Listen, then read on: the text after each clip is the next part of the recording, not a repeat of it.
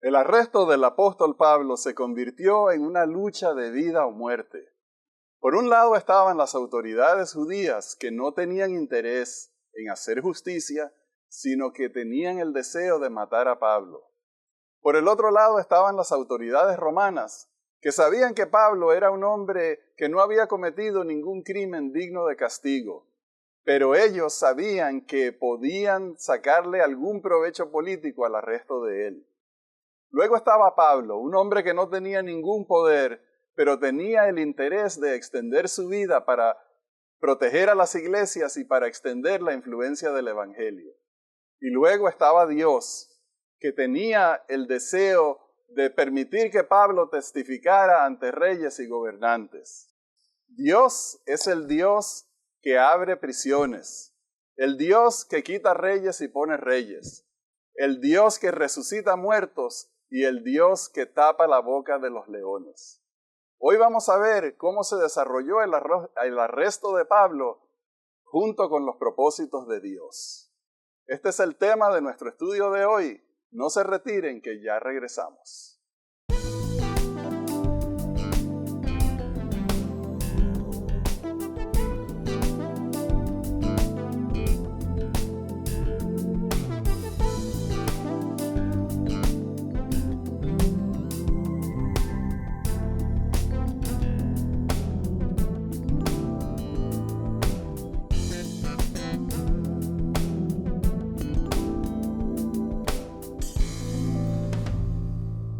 Hola, bienvenidos queridos hermanos a Perspectiva Bíblica. Johnny, hoy tenemos el tema de el juicio de Pablo ante los gobernadores romanos. Tema triste y de sufrimiento. Sí. Un hermano nuestro en las manos del enemigo. Pero hay muchos dobleces que hay que desdoblar. Sí. Oramos antes de comenzar. Gracias, Señor, por la vida de Pablo, por el mensaje de amor que tú nos das a través de su vida, por el evangelio que él predicó. Y pedimos tu dirección al estudiar los eventos estos que lo llevaron a Roma. En el nombre de Jesús oramos. Amén. Amén. Amén. Comenzamos el estudio de hoy cuando los dirigentes judíos vinieron a Cesarea ante la corte del gobernador Félix para acusar a Pablo de lo que ellos consideraban crímenes. Y vamos a leer en el libro de Hechos el capítulo 24. 5 días después, descendió el sumo sacerdote Ananías con algunos de los ancianos y un cierto orador llamado Tértulo, y comparecieron ante el gobernador contra Pablo. Cuando éste fue llamado, Tértulo comenzó a acusarlo, diciendo: como debido a ti gozamos de gran paz y muchas cosas son bien gobernadas en el pueblo por tu prudencia. Excelentísimo Félix, lo recibimos en todo tiempo y en todo lugar con toda gratitud. Pero por no molestarte más largamente, te ruego que nos oigas brevemente conforme a tu equidad. Hemos hallado que este hombre es una plaga, promotor de sediciones entre todos los judíos por todo el mundo, y cabecilla de la secta de los nazarenos. Intentó también profanar el templo, así que lo prendimos y quisimos juzgarlo conforme a nuestra ley. Pero, interviniendo el comandante Lisías con gran violencia, lo quitó de nuestras manos, mandando a sus acusadores que vinieran a ti. Tú mismo, pues, al juzgarlo podrás informarte de todas estas cosas de que lo acusamos. Los judíos también confirmaban, diciendo ser así todo. Esta realidad de las acusaciones contra el hermano Pablo son las que finalmente lo llevan hasta Roma. Es obvio que aquellos que habían hecho el pacto de matarlo, de estar en ayuna hasta que lo mataran, necesitaban que este llamado Tértulo convenciera a Félix, pero Rafael, Félix no se dejó convencer tan fácil, o sí se dejó convencer. No, evidentemente Félix no podía tomar una decisión, como vamos a ver un poquito más adelante en las deliberaciones de él o las palabras que él dio, porque él todavía no había hablado con el comandante de la tropa, Claudio Lisias. Entonces, él quiso más bien escuchar lo que ellos tenían que ver, escuchar la defensa de Pablo, pero mi sospecha es que él se dio cuenta rápidamente, porque fíjate de lo que lo acusan. Este hombre es una plaga. Sí, eso O no es sea, nada. este hombre fastidia, nos fastidia, parece un montón de mosquitos, parece una plaga y no nos deja en paz en ninguna parte de por donde vas. Y acusó aún de una manera más seria a Lisias y por lo tanto a los romanos y todo el gobierno romano, porque con violencia. Se lo quitaron, sí. O sea que nosotros lo queríamos matar y él tuvo que hacer violencia para quitárnoslo de la mano. O sea que esta acusación era realmente una falsedad que Félix tenía que haber visto claramente que aquí no había nada. Este hombre es una plaga, nos molesta. ¿Y desde cuándo fastidiar es un crimen digno de muerte o un crimen digno de cárcel? Lo peor que podían decir que era una plaga y que iba por todo el mundo supuestamente causando sediciones. Si él hubiera causado sediciones por todo el mundo, los romanos lo hubieran capturado. Porque sedición es contra el gobierno. O sea que la acusación, Félix tiene que haber oído, bueno, no hay ninguna evidencia de sedición aquí, es una plaga. Vamos a escuchar lo que dice Pablo. Y vamos a ver en el siguiente pasaje la defensa de Pablo. Al oír esto, Félix, como estaba bien informado de este camino, los relegó, diciendo, cuando descienda el comandante Lisias, acabaré de conocer vuestro asunto. Y mandó al centurión que se custodiara a Pablo, pero que se le concediera alguna libertad y que no impidiera a ninguno de los suyos servirlo o venir a él. Algunos días después, viniendo Félix con Drusila su mujer, que era judía, llamó a Pablo y lo oyó acerca de la fe en Jesucristo. Pero al disertar Pablo acerca de la justicia, del dominio propio y del juicio venidero, Félix se espantó y dijo, ahora vete, y cuando tenga la oportunidad te llamaré. Esperaba también con todo esto que Pablo le diera dinero para que lo soltara, por lo cual muchas veces lo hacía venir y hablaba con él. Pero al cabo de 2 años, recibiendo Félix por sucesor a Porcio Festo, y queriendo Félix congraciarse con los judíos, dejó preso a Pablo. Entonces aquí vemos en parte esas partes políticas que uno no entiende, porque cuando uno piensa como un ciudadano común y corriente, que uno no tiene intereses políticos, uno no tiene intereses de por medio, sino el de la justicia, porque uno se ve sin poder, uno quiere que se haga justicia.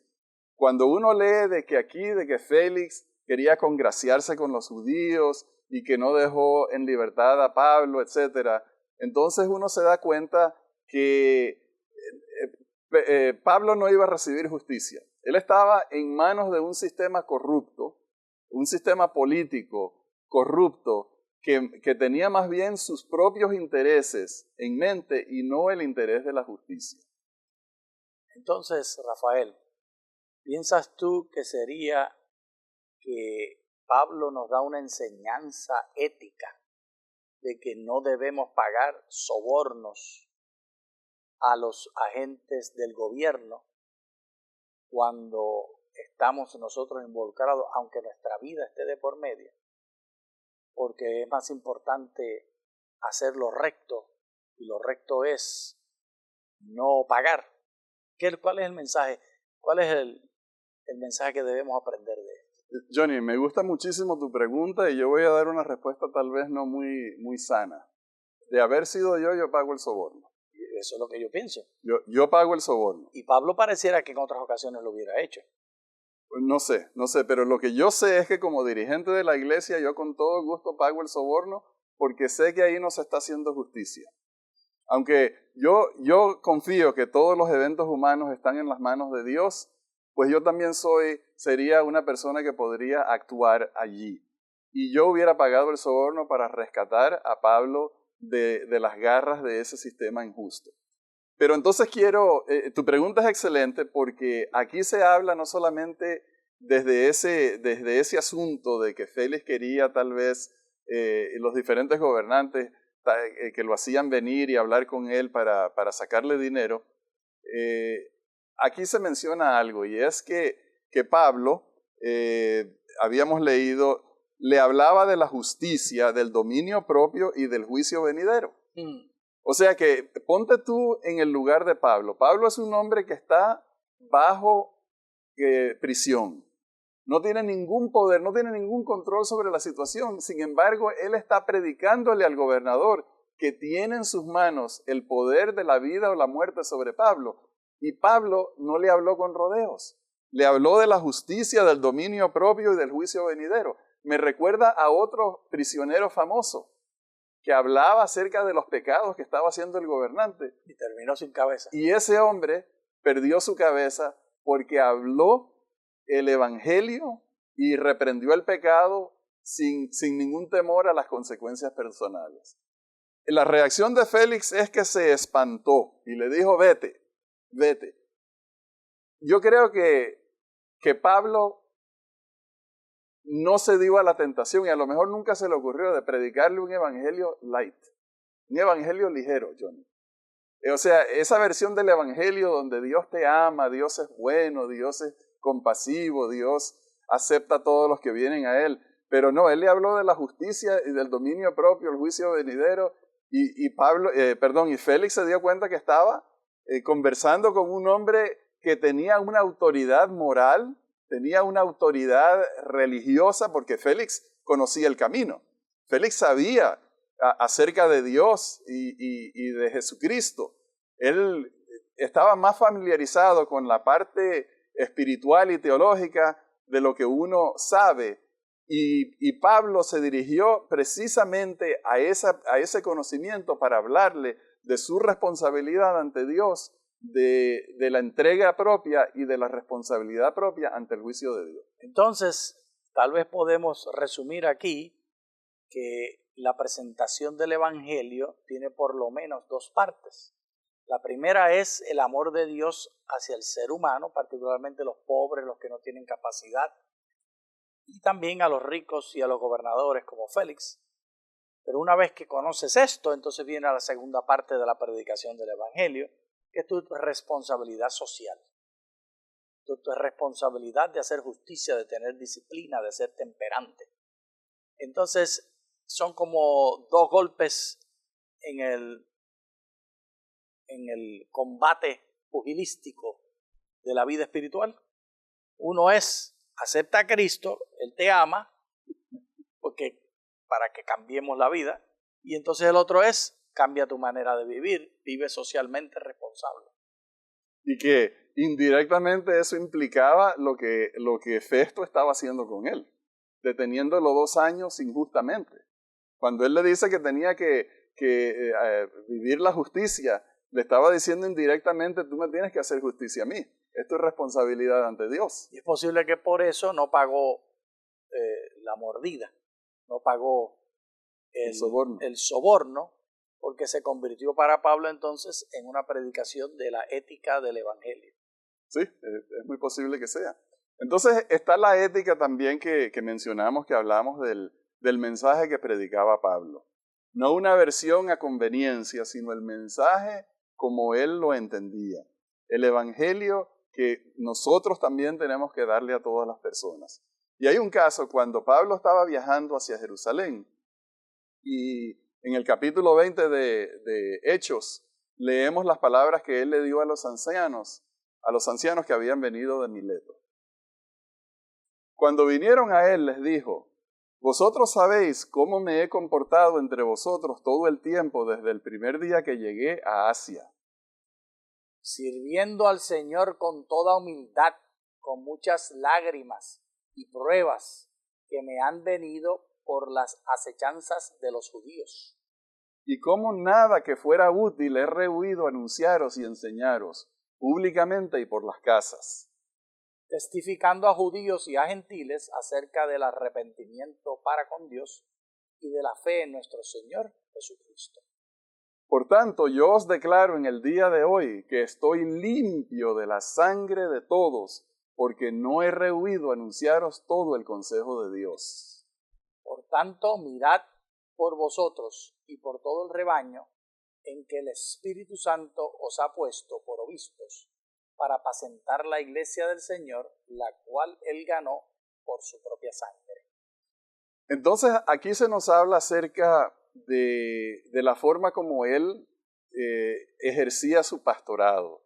Él era el profeta de esas personas. En otras palabras, Pablo se sentía que como pastor, como anciano de la congregación, como el profeta de Dios, él tenía que dar el evangelio que los condujera a salvación. Y Johnny, eso implica que cuando nosotros damos el evangelio, a veces tenemos que decir cosas fuertes.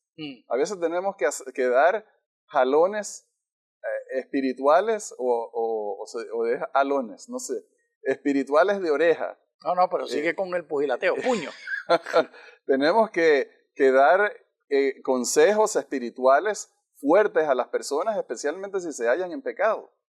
Y eso fue lo que Pablo le dijo a estos ancianos: no rehusé declararos ninguna cosa que les fuera útil. Y ese era el trabajo también que hacía la hermana White. Y es el mismo concepto que hablamos de dos partes de la predicación del Evangelio.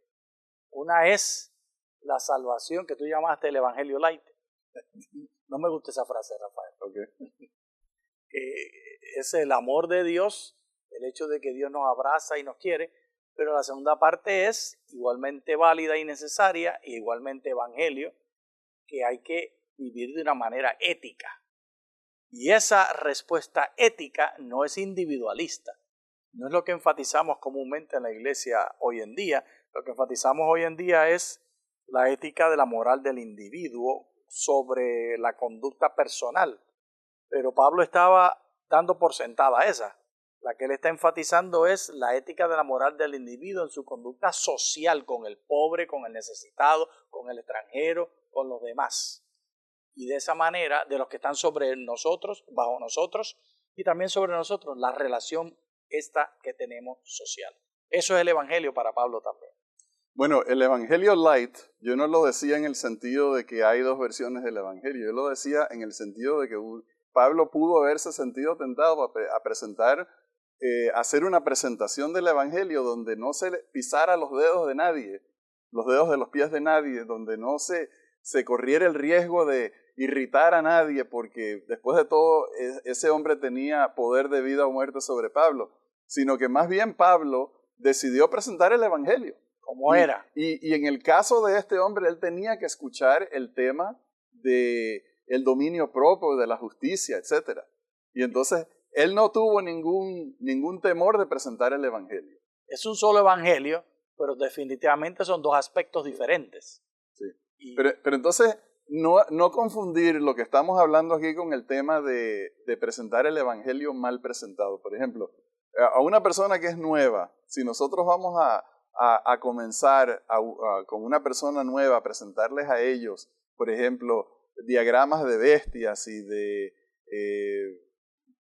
marcas de la bestia, etc. Esa es la forma equivocada de presentar el evangelio. La forma correcta de presentar el evangelio es introduciendo a una persona a Cristo, introduciendo a una persona al amor de Dios, al plan de Dios para la vida de nosotros, y luego ir presentando el resto del evangelio. Pero nosotros no vamos a tomar una persona nueva, Johnny, para empezar a decirles que hay que guardar el sábado. Y tampoco sería apropiado presentar el evangelio número 1 hablándole de la importancia de la vida social, de la justicia social, de tratar bien a los pobres y a los necesitados, de que el juicio va a ser si visitas o no visitas a los pobres, como está registrado en Mateo 25, que el juicio va a ser conforme a tus acciones a los que están en la cárcel, a los pobres, a todos los que están en necesidad social. No, primero se presenta, el primer aspecto del evangelio es la salvación en Cristo Jesús. Y después entonces se dan estos otros elementos igualmente importantes y son parte del mismo evangelio. Pero entonces, bueno, quiero señalar una última cosa, Johnny. El evangelio es como la levadura que viene en nuestra vida y que va ocupando todos los espacios y va leudando la masa, en el sentido de que el Evangelio confronta los hábitos de nuestra vida, confronta los malos aspectos de nuestro carácter y de la forma como vivimos la vida para transformarnos de personas mal habladas a personas que bendecimos a Dios, de personas que miramos siempre lo malo que ocurre a personas que confiamos en la dirección de Dios sobre nuestras vidas, etc. No debemos de esconderle a las personas la parte del Evangelio donde ellos tienen que cambiar sus vidas. Me encanta lo que estás diciendo, pero yo me atrevo a decirlo doblando la media de adentro hacia afuera. No es que el Evangelio, sugiero yo, viene a cambiarte lo malo, es que el Evangelio viene a enfatizar lo bueno. Y en ese proceso de enfatizar lo bueno, entonces lo malo se disminuye y deja de ser el centro y la manera de vivir. ¿Por qué? ¿Cuál es la diferencia entre estas dos presentaciones?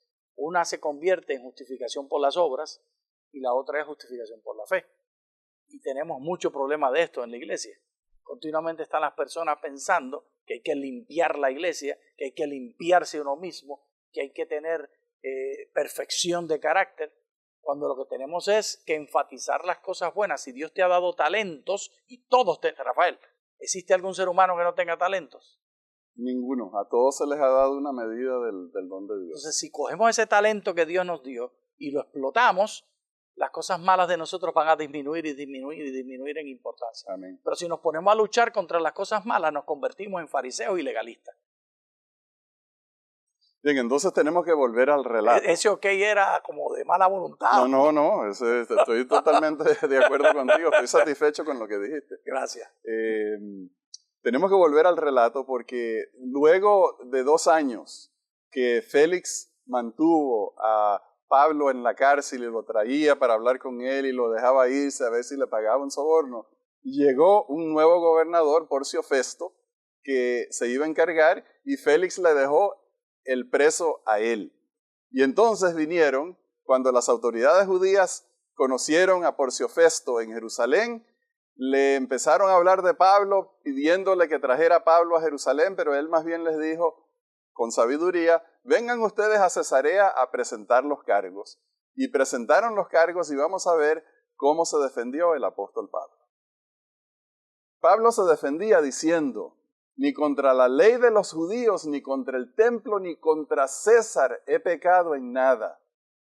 Pero Festo, queriendo congraciarse con los judíos, le preguntó a Pablo, ¿quieres subir a Jerusalén y ser juzgado allá de estas cosas delante de mí? Pablo le dijo, ante el tribunal de César estoy, donde debo ser juzgado. A los judíos no les he hecho ningún agravio, como tú sabes muy bien. Porque si algún agravio o cosa alguna digna de muerte he hecho, no rehúso morir. Pero si nada hay de las cosas de que éstos me acusan, nadie puede entregarme a ellos. A César apelo. Entonces Festo, habiendo hablado con el consejo, respondió, a César has apelado, a César irás. Y a César fue. Y terminó sin cabeza, igual que Juan el Bautista. Pero hizo varias cosas antes de terminar sin cabeza. El Señor bendijo esas decisiones que tomó Pablo de ir a Jerusalén y por ende de llevarlo a Roma, torciendo los planes y haciendo vueltas en el propósito. Dios saca ventaja para el adelanto del Evangelio. Pero es interesante que este diálogo muestra la política y los intereses económicos que son las que dirigen las instituciones. Y es muy triste que sea así el gobierno, pero es aún más triste si la iglesia local está siendo dirigida por esos mismos intereses. Hemos de tener cuidado especial en el mensaje que le dio Pablo a estos 2 gobernantes romanos en Cesarea, particularmente en la honestidad social. Y en tu iglesia local te debes preocupar porque particularmente los minoritarios, el grupo que sea minoría, quienes quieran que sea de los miembros de iglesia, tengan representación y sean tratados justamente. Ese es el take home message, ¿cómo lo diríamos en castellano? No sé. Lo que hay que hacer. Lo que hay que aprender, la lección de este asunto. Sí. Porque nosotros, ni tú ni yo vamos a estar presos con los romanos. Podemos estar presos con otros, pero con estos no va a ser el gobierno de esa manera. Bien, entonces Pablo sabía que ir a Jerusalén representaba la muerte de él y por eso apeló al César. Lamentablemente el César en Roma era uno que se llamaba Nerón, que hasta el día de hoy nos llega a su fama como un hombre sanguinario, miserable, horrible persona que mató a sus propios parientes, quemó a Roma, hizo tantas cosas horribles.